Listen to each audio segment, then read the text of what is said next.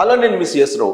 ఆంధ్రప్రదేశ్ ముఖ్యమంత్రిగా చంద్రబాబు నాయుడు బాధ్యతలు స్వీకరించిన తర్వాత ఆయన వ్యూహాలు ఎలా ఉంటాయి అనేది ముందుగానే వైఎస్ఆర్ కాంగ్రెస్ పార్టీ గ్రహించింది. అందుకే ప్రతి వ్యూహాలను పన్నుతూ ముందుగానే వాళ్ళు చేయాల్సినటువంటి పనులు చేసేస్తూ ఉన్నారు. దీంతో ప్రభుత్వం అప్రమత్తం అయినప్పటికీ ఫలితం లేకుండా పోయింది. అలాంటి సంఘటనల్లో ఒకటి మదనపల్లిలో ఫైల్స్ తగలబెట్టేటువంటి అంశంగా కనిపిస్తుంది.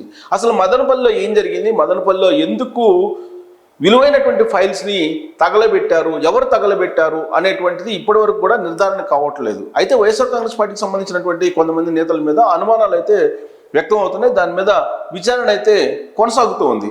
సో ప్రత్యేకించి ఆంధ్రప్రదేశ్ ముఖ్యమంత్రి చంద్రబాబు నాయుడు సొంత జిల్లా చిత్తూరు జిల్లా. ఈ చిత్తూరు జిల్లాలోనే మదనపల్లి ఉంది. అక్కడే ఫైల్స్ తగలబడ్డాయి అని అంటే దాంట్లో ఖచ్చితంగా కుట్రకోణం ఉంది అనేది తెలుగుదేశం పార్టీ అనుమానిస్తుంది. పైగా పెద్దిరెడ్డి రామచంద్రారెడ్డి మాజీ మంత్రి, అలాగే ముఖ్యమంత్రి చంద్రబాబు నాయుడు మధ్య విద్యార్థి దశ నుంచి కొంత రాజకీయపరమైనటువంటి వైరుధ్యం ఉంది. అందుకే ఎన్నికల సందర్భంగా 2024లో ప్రతి సవాళ్ళు అనేక సందర్భాల్లో ఇద్దరు విసురుకున్నారు. చంద్రబాబు నాయుడిని కుప్పంలో ఓడిస్తానని చెప్పి పెద్దిరెడ్డి రామచంద్రారెడ్డి ఛాలెంజ్ చేస్తే అసలు పెద్దిరెడ్డిని రాజకీయంగా లేకుండా చేస్తాను, పెద్దిరెడ్డిని పొంగునూరులో ఎలా గెలుస్తారో చూస్తానని చెప్పి చంద్రబాబు నాయుడు ప్రతిష్టాత్మకంగా తీసుకున్నారు. అలాంటి క్రమంలో ఇప్పుడు కూటమికి 164 స్థానాలతో ప్రభుత్వం ఏర్పడినటువంటి సందర్భంగా పెద్దిరెడ్డి రామచంద్రారెడ్డి అరాచకాలను బయటికి తీసుకురావడానికి తెలుగుదేశం పార్టీ ప్రయత్నిస్తుంది అనేది ఒక న్యూస్. అందుకే ముందుగానే అప్రమత్తమైనటువంటి వైఎస్ఆర్ కాంగ్రెస్ పార్టీకి సంబంధించినటువంటి పెద్దిరెడ్డి అనుచరులు ఈ ఫైల్స్ని తగలబెట్టారనేది ప్రాథమికంగా అనుమానాలు ఉన్నాయి. వీటిని నిర్ధారించాల్సినటువంటి బాధ్యత అధికార యంత్రాంగం మీద ఉంది. ఇప్పుడు అధికార యంత్రాంగం దర్యాప్తు కూడా చేస్తూ ఉన్నారు. అయితే ఆ ఫైల్కి సంబంధించినటువంటి కీలకమైన అంశాలు ఏమున్నాయి, ఎందుకు తగలబెట్టాల్సి వచ్చింది అనే దాని మీద కనుక మనం కొంత లోతుగా విశ్లేషణ కనుక చేసుకుంటే, పెద్దిరెడ్డి రామచంద్రారెడ్డి మంత్రిగా ఉన్నటువంటి రోజుల్లో ఆయన కొన్ని భూములను ఆక్రమించుకున్నారు అనేది ఆయన మీద ఉన్నటువంటి ప్రధానమైనటువంటి ఆరోపణ. అందుకే వాటన్నిటిని చట్టబద్ధంగా బయటికి తీసి శిక్షించాలి అనేటువంటి ఒక ఆలోచనతోటి చంద్రబాబు నాయుడు యంగ్ ఐఏఎస్ అధికారిని అక్కడ డిప్యూటీ కలెక్టర్గా అపాయింట్ చేసేటువంటి కార్యక్రమం జరుగుతున్నటువంటి తరుణంలో జస్ట్ ఆయన బాధ్యతలు తీసుకోవడానికి 1 డే ముందు ఈ ఫైల్స్ అన్నీ కూడా తగలబడ్డాయి. సో దానికి సంబంధించినటువంటి వివరాలు ఏంటనేది ఒకసారి చూద్దాం. సో మదనపల్లి సంఘటన ఇప్పుడు రాష్ట్ర ప్రభుత్వానికి ఒక సవాల్గా మారింది. అసలు మదనపల్లిలో అన్ని ఫైల్స్ తగలబెట్టడం వెనక కారణాలు ఏంటి, ఇంటెలిజెన్స్ అసలు బాగా పనిచేస్తుందా లేదా ఆంధ్రప్రదేశ్లో, మొత్తం రాష్ట్ర వ్యాప్తంగా అసలు ఏం జరుగుతుంది అనే దాని మీద ఎప్పటికప్పుడు సమాచారాన్ని పకడ్బందీగా ఇంటెలిజెన్స్ ఇస్తుందా లేదా ప్రభుత్వానికి అనేది కూడా కొన్ని అనుమానాలు ఉన్నాయి. మదనపల్లి సంఘటన అనేకమైనటువంటి ప్రశ్నలను లేవనెత్తుతోంది. సో వాస్తవంగా మదనపల్లి ఆర్డీఓ ఆఫీసులో అర్ధరాత్రి వేళ ఈ మంటలు చెలరేగాయి. దానికి సంబంధించి ఫైల్స్ తగలబడ్డాయి. ఆ ఫైల్స్ ఏమున్నాయంటే అసైన్ ల్యాండ్స్కి సంబంధించినటువంటి ఫైల్స్, 22A కింద ఉన్నటువంటి భూముల వివరాలు, అలాగే వివాదాస్పదం డిస్ప్యూట్లో ఉన్నటువంటి భూముల వివరాలు, హైవేలకు సంబంధించి భూసేకరణ చేసింది ఆనాడు ఉన్నటువంటి జగన్మోహన్ రెడ్డి ప్రభుత్వం. సో ఆ భూసేకరణకు సంబంధించినటువంటి ఫైల్స్ ఉన్నాయి. అవి మంటల్లో కాలిపోయాయి కంప్లీట్గా. సో ఇక్కడ మొత్తం విచారణకు ఆదేశించారు, విచారణని పర్యవేక్షిస్తున్నారు సిసోడియా. ఈ సందర్భంగా మంత్రి అనగాని సత్యప్రసాద్ ఒక సంచలనమైనటువంటి అంశాన్ని ప్రజల ముందుకు తీసుకొచ్చారు. 99% ఫైల్స్ అందుబాటులో ఉన్నాయి, వాటిని మళ్ళీ రికవరీ చేస్తాం. ఒకవేళ పేపర్ రూపంలో ఉన్నటువంటి ఫైల్స్ మంటల్లో దగ్ధమైనప్పటికీ కూడా ఆన్లైన్లో ఉన్నటువంటి వాటి ద్వారా 99% ఫైల్స్ని రికవరీ చేస్తామని చెప్పి రెవెన్యూ శాఖ మంత్రిగా ఉన్నటువంటి అనగాని సత్యప్రసాద్ ఒక ప్రకటన చేశారు. సో దీంతో వైఎస్ఆర్ కాంగ్రెస్ పార్టీ శ్రేణుల్లో మళ్ళీ అలజడి మొదలైంది. అసలు ఇదంతా ఎందుకు జరిగింది అనే దాని మీద ఒక ప్రశ్న వేసుకుంటే, చంద్రబాబు నాయుడు ఏం చేయబోతున్నారు అనేది ముందుగానే తెలుసుకొని దానికి ప్రతిగా వైఎస్ఆర్ కాంగ్రెస్ పార్టీ శ్రేణులు, వైఎస్ఆర్ కాంగ్రెస్ పార్టీ లీడర్లు, వైఎస్ఆర్ కాంగ్రెస్ పార్టీ సంబంధించినటువంటి కొంతమంది క్యాడరు చేస్తున్నటువంటి పనిలో భాగంగా ఈ దగ్ధం అనేది జరిగింది. చంద్రబాబు నాయుడు ఏం చేశారు, ఏం చేయబోయారు, ఎందుకు ఆ ఫైల్స్ని తగలబెట్టారు అనేది కనుక చూసుకుంటే, మదనపల్లిలో జరిగినటువంటి లేదా పొంగనూరులో జరిగినటువంటి లేదా చిత్తూరులో జరిగినటువంటి మొత్తం వ్యవహారం మీద చంద్రబాబు నాయుడుకి ఒక అవగాహన ఉంది. అక్కడ పెద్దిరెడ్డి రామచంద్రారెడ్డి ఎన్ని భూములు ఆక్రమించారు, ఎవరెవరు భూములు ఆక్రమించారు, ఎలాంటి భూములు ఆక్రమించారు అనే దాని మీద ఒక స్పష్టత ఉంది.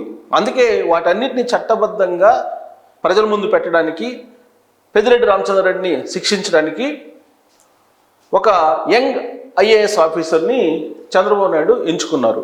ఆయనే 2021 బ్యాచ్కి సంబంధించినటువంటి IAS officer Megha Swaroop.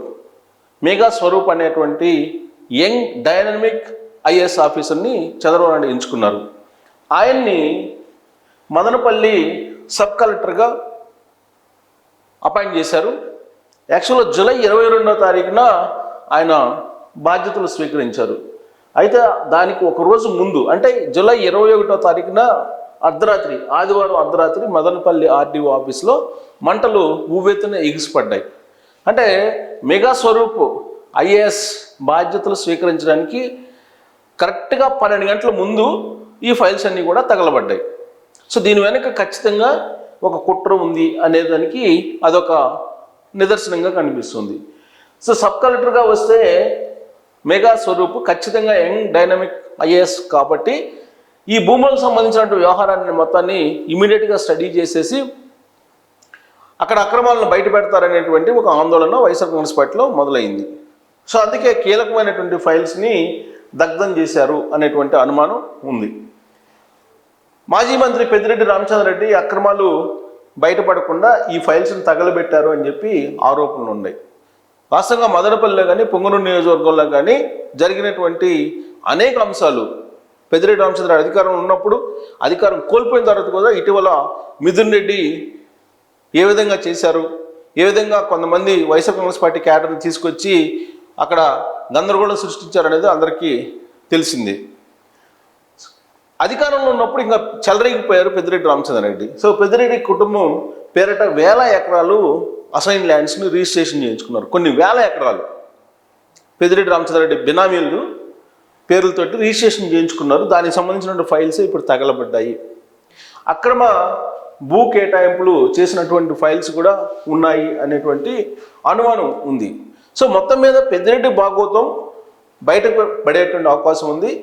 Young dynamic IAS officer Megha Swaroop వస్తే అనేటువంటి సమాచారాన్ని ముందుగానే తెలుసుకున్నటువంటి పెద్దిరెడ్డి రామచంద్రారెడ్డి అనుచరులు కానీ, పెద్దిరెడ్డి రామచంద్రారెడ్డికి సంబంధించిన అభిమానులు కానీ ఆర్డీఓ ఆఫీస్లో ఉన్నటువంటి ఫైల్స్ని అర్ధరాత్రి వేళ తగలబెట్టారు అనేది ప్రాథమికంగా ప్రభుత్వం అనుమానిస్తుంది. ఆ మేరకు విచారణ కూడా కొనసాగిస్తూ ఉంది. అయితే ఇప్పటి వరకు కూడా ఖచ్చితమైనటువంటి వాళ్ళు ఎవరు ఆ ఫైల్స్ని తగలబెట్టింది అనేది ఇంకా రూఢీ కాలేదు. కొన్ని అనుమానాలు ఉన్నాయి తప్పితే ఎవరు తగలబెట్టారు ఆ ఫైల్స్ అనేది. అయితే ఎవరికి అవసరం ఉంది అనేటువంటి క్వశ్చన్ వేసుకుంటే కనుక ఖచ్చితంగా వైఎస్ఆర్ కాంగ్రెస్ పార్టీకి సంబంధించి అక్రమాలు చేసినటువంటి నేతలకే దీంతో సంబంధం ఉంది అనేటువంటి ఒక అనుమానం అయితే ఉంది. ఆ దిశగా ఇప్పుడు విచారణ జరుగుతుంది. ఇప్పటి వరకు ఆర్డీఓని కానీ ఎంఆర్ఓని కానీ ఎవరిని సస్పెండ్ అయితే చేయలేదు, ఎవరిపైన అయితే ఇంకా చర్యలు తీసుకోలేదు. కానీ రాష్ట్ర ప్రభుత్వం మాత్రం అక్కడ ఉండేటువంటి కొంతమంది పోలీస్ ఆఫీసర్ల మీద చర్యలు అయితే తీసుకుంది. పోలీస్ ఆఫీసర్లకి ఇక్కడ దగ్ధమైనటువంటి ఫైల్స్కి సంబంధం ఏంటి అనుకోవచ్చు. అయితే అక్కడ దగ్ధమైనటువంటి ఫైల్స్కి సంబంధించిన సమాచారాన్ని ఆర్డీఓ తెలియజేయాలి కలెక్టర్కి. అప్పుడు కలెక్టర్ ఇమీడియట్గా యాక్షన్ తీసుకోవాలి. కానీ ఇక్కడ పోలీసులకి చెప్పాము కానీ వాళ్ళు వెంటనే అలర్ట్ కాలేదనేటువంటి ఉద్దేశంతో ఒక కానిస్టేబుల్ని మరొక పోలీస్ ఆఫీసర్ని సస్పెండ్ చేసినట్టు తెలుస్తుంది. ఇది పురోగతి. కానీ ప్రత్యేక హెలికాప్టర్లో వెళ్ళినటువంటి డీజీపీ కానీ, అలాగే ఆయనతో పాటు వెళ్ళినటువంటి ఇంటెలిజెన్స్ చీఫ్ కానీ, లేదా ఆ తర్వాత వెళ్ళినటువంటి స్పెషల్ ఆఫీసర్గా మొత్తం విచారణని పర్యవేక్షిస్తున్నట్టు సిసోడియా కానీ, స్పెషల్ చీఫ్ సెక్రటరీ సిసోడియా కానీ ఇంతవరకు దాని మీద ఒక నిర్ధారణకి రాలేకపోతున్నారు.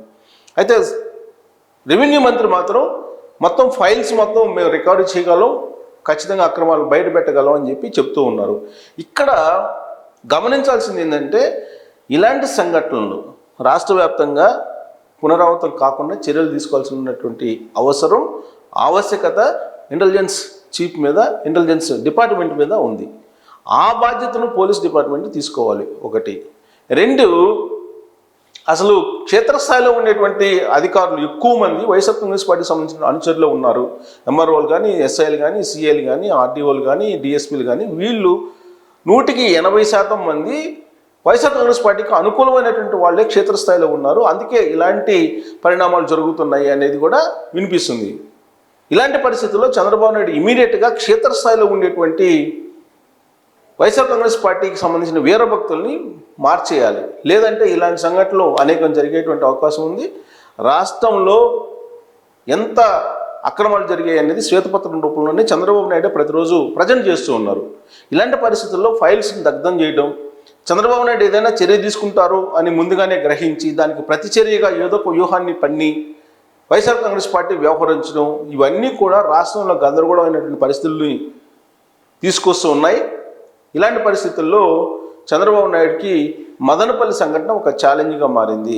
దీని మీద ఇమీడియట్గా చర్యలు కనుక తీసుకోకపోతే ఇప్పుడున్నటువంటి ప్రభుత్వం యొక్క సమర్థత మీద, ఆ ప్రభుత్వం ఏ విధంగా వ్యవహరిస్తుంది అనే దాని మీద రకరకాల అభిప్రాయాలు వ్యక్తమయ్యేటువంటి అవకాశం ఉంది. కాబట్టి ఈ మదనపల్లి సంఘటనకు ఎండింగ్ కార్డు త్వరలోనే రావాలని చెప్పి చాలామంది కోరుకుంటున్నారు. సో దీని మీద మీ అభిప్రాయాన్ని కూడా ట్రోల్స్ రూపంలో తెలియజేయచ్చు. Thank you very much.